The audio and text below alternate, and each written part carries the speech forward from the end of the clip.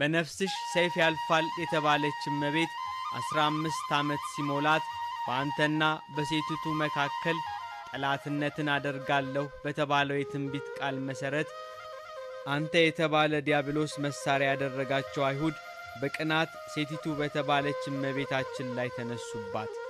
ቤተ መቅደሳችንን ታሳድፋለች ትውጣ ብለው ንትርክ ጀመሩ። የአይሁድ ከቤተ መቅደስ ትውጣልን የሚለው ጩኸት በስቷል።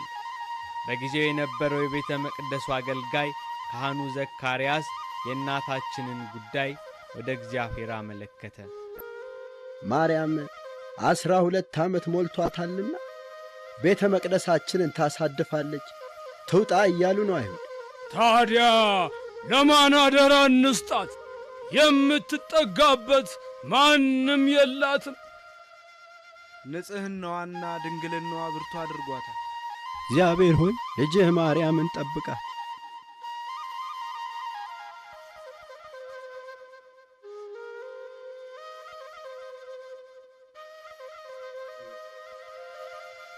ዋሊያ ወደ ውሃ ምንጭ እንደሚናፍቅ ነፍሴ አንተን ተጠማች።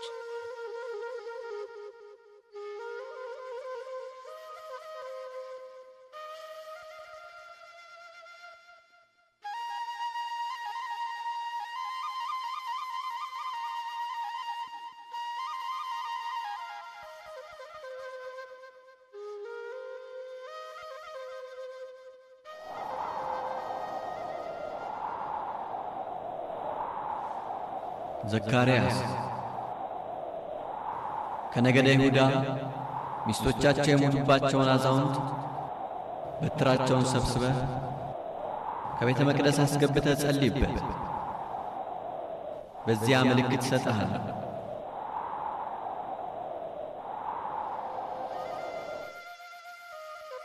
አምላኬ ሆይ ፈቃዱ ይሁን፣ እኔ ባሪያህ ነኝና።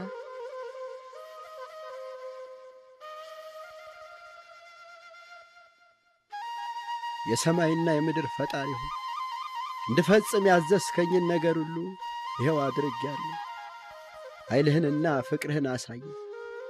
የቤተ መቅደሷን የኢያቄምን ልጅ ድንግል ማርያምን አምላኬ ሆይ ለማን አደራ እንደምሰጣት ግለጽልኝ።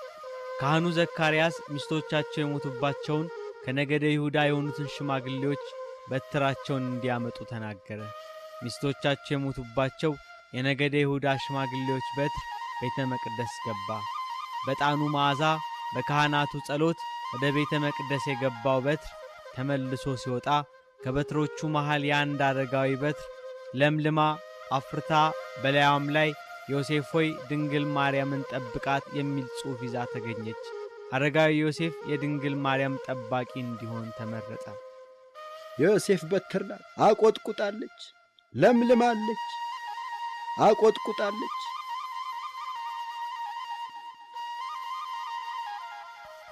የቤተ መቅደሷን ድንግል አናጺው ዮሴፍ እንዲጠብቃት መደረጉ የመጨረሻ ተስፋ አድርገን የነበረው ነገር ነው።